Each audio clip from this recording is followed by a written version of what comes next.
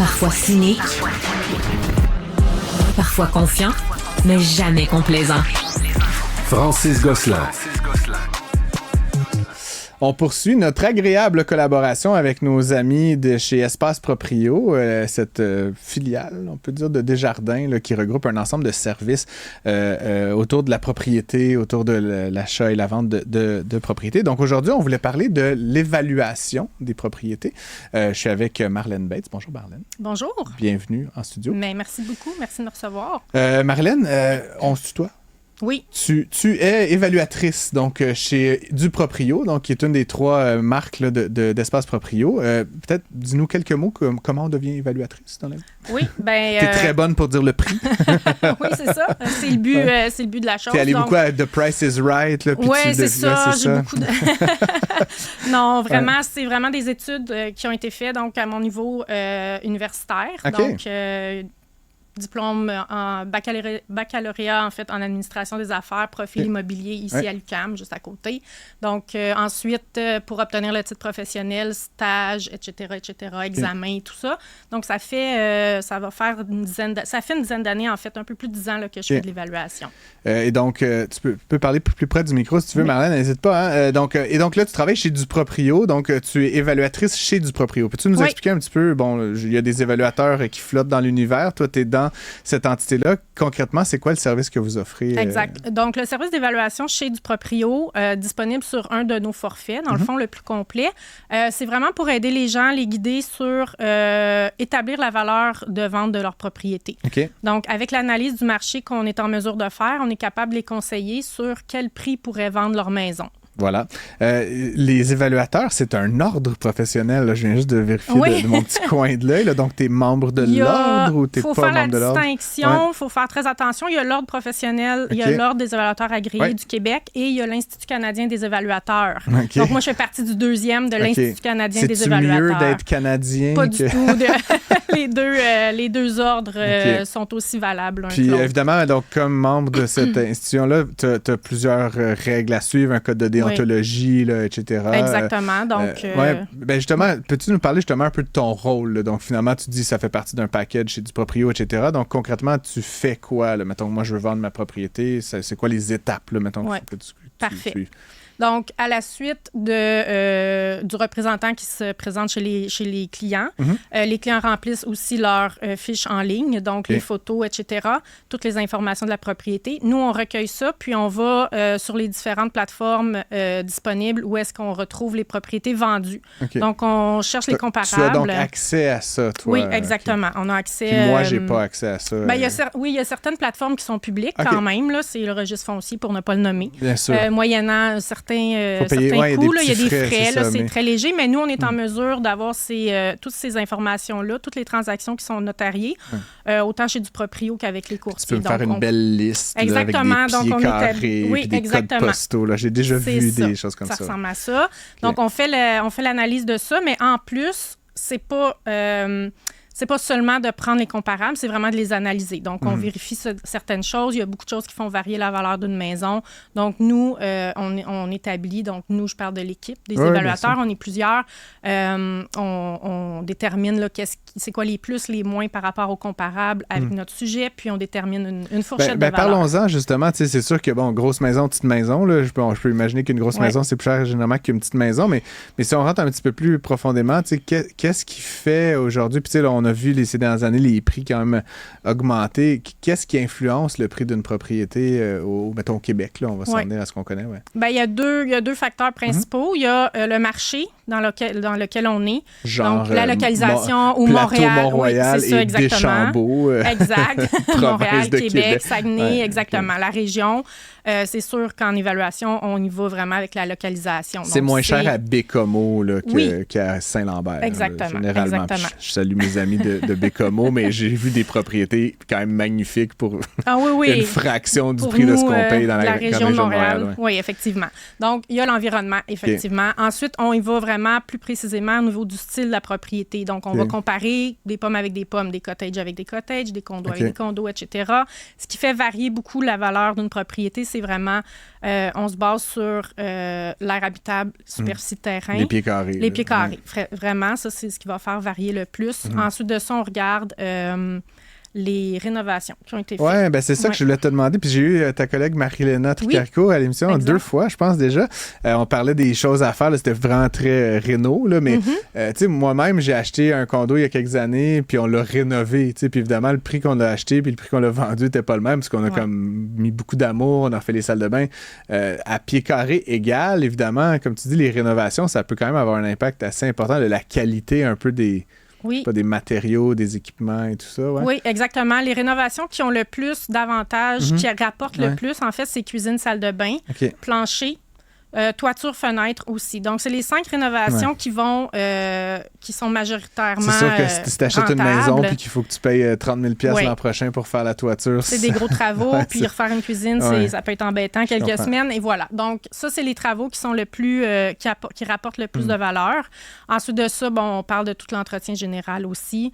Donc, voilà. Puis des affaires, mettons, comme la piscine ou, tu sais, spa, tu sais, je sais pas, comme moi, j'ai acheté là, pour la première fois il y a 2 ans une maison avec une piscine, puis je t'avouerais qu'a priori, c'était comme un turn-off. C'était comme, je m'en fous d'avoir une piscine, j'ai l'impression de payer pour rien. Pour moi, c'est quasiment, ça dévalorisait la maison. Mais puis là, j'ai pensé l'enlever. Puis on m'a dit, fais pas ça. Parce qu'il y a des gens qui cherchent une maison avec piscine, genre c'est comme un absolu. Comment tu juges, je suis pas un cabanon, comment tu juges ces affaires-là, mettons, quand toi tu essaies de déterminer un prix juste, là, des trucs qui sont un peu accessoires là, par rapport au pied carré, la cuisine, la salle de bain. Oui, exact. Ben c'est ça, les piscines, tout est relatif. Hein? Donc, il y en a qui vont apprécier, il y en a qui apprécieront moins. Le coût, ce qui va donner un peu plus de valeur, c'est surtout les piscines creusées. Piscines hors terre, ça a un moins grand impact. Ça dépend aussi du secteur. Si tous les voisins ont des piscines puis il n'y en a pas, ça peut être... Mais c'est pas une grosse... Je comprends. Je vais t'avouer qu'avec le recul, je me baigne tous les jours maintenant. Comme vraiment regrette pas. Puis là, je pense à genre, si un jour je déménage, je pense pas que je pourrais habiter dans une place pas de piscine. Ça crée une dépendance. Puis là, tu sais, toi, vous accompagnez surtout tes vendeurs, là, mais mettons qu'il y a 2 parties dans une transaction. Mettons que moi, je viens acheter une propriété que vous avez accompagnée. Comment je fais, moi, pour savoir si le prix qui est là, qui est affiché, est juste, tu sais? Est-ce que, tu sais, on a vu ces dernières années, des fois, ça partait en surenchère. Clairement, peut-être que le prix avait été fixé trop bas, je sais pas. Puis d'autres fois, moi, je me rappelle quand j'ai commencé, mon premier condo que j'ai acheté il y a 15 ans, on avait offert moins. Tu sais, fait que clairement, peut-être le prix était un peu trop élevé. Comment tu juges, justement, trop haut, trop bas? Comment on juge la justesse d'un prix? Oui, bien, c'est vraiment le marché qui va le dire. Hein. Une fois qu'on est en ligne, s'il y a de l'action, de l'activité sur la propriété, les vendeurs vont savoir. Du côté des acheteurs, ils magasinent eux aussi, ils connaissent les prix. Ils envoient d'autres, ils les magasinent, ils connaissent les prix un peu qu'ils veulent payer aussi, qu'est-ce qu'ils sont prêts à mettre. La valeur d'une propriété, c'est vraiment déterminé par ce que les gens sont prêts à avoir pour l'argent obtenu, pour l'argent dépensé. Donc, c'est à l'économiste, tu n'as pas besoin d'expliquer l'offre et la demande. Donc, ça va vraiment dépendre de ça. C'est vraiment le marché qui va dire à la fin de la journée si c'est un bon prix ou pas. Dans toutes les places où j'ai habité, puis je pense que c'est le cas de la grande majorité des Québécois, je reçois mon compte de taxes, puis sur mon compte de taxes, ça dit combien ma maison vaut, puis c'est toujours beaucoup moins que ce que j'ai payé, puis souvent de ce que je pense qu'elle vaut, en tout cas. Comment tu vois ça? Est-ce que c'est quelque chose que vous considérez, vous? Y a-tu comme on fait un ratio, genre 1,3 fois l'évaluation municipale? Non, on l'utilise pas. On la regarde. Je veux dire, c'est quand même une donnée parmi toutes les autres, mais une valeur foncière, c'est vraiment très bon fin indicateur. De taxation, exactement. C'est bizarre, ça. En tout cas, j'ai toujours trouvé que c'était bizarre. C'est deux valeurs différentes. Nous, c'est la valeur marchande. La valeur foncière, c'est vraiment aux fins de taxation des villes selon leur budget, l'argent qu'ils ont besoin de ramasser. Oui, c'est juste que quand il vient le temps de payer la taxe de mutation, ça, étrangement, c'est le prix que tu as payé. Mais la valeur de l'évaluation foncière aussi, il faut savoir que si le rôle commence en 2024, mais le rôle, la donnée au marché a été prise 1 an et demi avant, donc 18 mois avant. Donc, le marché est déjà rendu ailleurs. Un décalage. La valeur marchande, c'est vraiment en date du jour. Là. Puis là, donc, tu sais, ces derniers temps, les taux ont été élevés, tout ça. J'ai l'impression que, puis tu sais, j'en parle en studio, beaucoup de jeunes collègues, j'achète dessus, c'est ma première propriété. J'ai l'impression qu'il y a beaucoup de gens qui étaient un peu sur les breaks, tu sais. Fait que du côté de la demande, je sais pas si c'est généralisé, mais j'ai l'impression qu'il y avait moins de demandes à cause des taux élevés. Là, les taux commencent à baisser.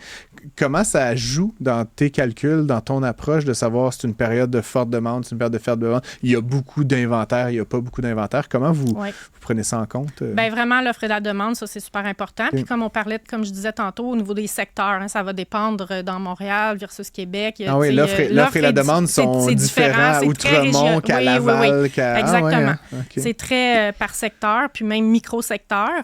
Donc, il faut faire attention à ça. Les taux d'intérêt, oui, effectivement, qui ont augmenté, c'était le but de ralentir le marché parce que pendant la pandémie, ça a vraiment explosé. Donc, ça a vraiment eu l'effet escompté. Ça commence à diminuer un peu.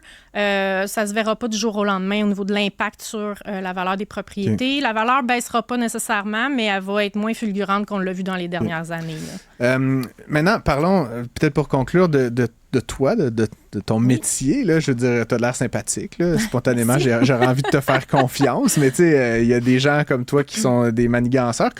Je blague, comment est-ce qu'on choisit un évaluateur si on veut faire une évaluation comme celle-là en prévision de la vente d'une propriété? C'est quoi qu'est-ce qu'on regarde à part elle a l'air gentille? Oui, c'est ça va au-delà de ça. Ouais. Donc, c'est sûr, les études, comme je disais tantôt, il y a des études qui se font soit au niveau universitaire, il y a même des techniques d'évaluation aussi. Il y a les ordres professionnels, les instituts professionnels aussi. Donc, c'est vraiment des évaluateurs qui ne sont pas membres d'ordre? Au Québec, c'est pas encore réglementé nécessairement la profession d'évaluateur. Fait que moi, je pourrais évaluer ta maison. Il faut vraiment faire attention au niveau du consommateur d'aller... Mais c'est mieux de prendre... Sur les sites des ordres et de l'Institut, il y a les noms des répertoires des évaluateurs aussi. Donc, il faut chercher... à ce niveau-là. Fait que là, on cherche quelqu'un qui a des diplômes, quelqu'un qui est membre des deux associations. Qui a l'expérience. Puis qui est sympathique. Ben, idéalement. C'est un bonus. C'est un bonus. Puis là, toi, donc chez Duproprio, vous faites ça, entre guillemets, à distance, là, si je comprends bien. Moi, j'ai eu des évaluateurs dans le passé qui carrément, ils débarquaient chez nous, là, ils prenaient des photos. Oui, là. exact. Peux-tu nous décrire un peu les différentes approches que vous avez dans le métier? Oui, tout à fait. J'ai fait de l'évaluation privée là, dans le passé pour les banques aussi, le financement c'est ça, et tout. C'est les banques souvent qui font ça. C'est ça. Donc ça, on appelle ça une évaluation complète, donc un rapport d'évaluation. On se présente sur place en tant qu'évaluateur, on prend les photos, on parle aux clients, on leur demande les rénovations et tout ça. Il y a un document écrit, il y a l'analyse qui est faite.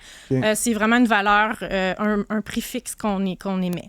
De notre côté, c'est un autre type de rapport qui se fait, d'un document d'évaluation qui existe aussi dans le domaine de l'évaluation qui s'appelle plus un rapport de bureau.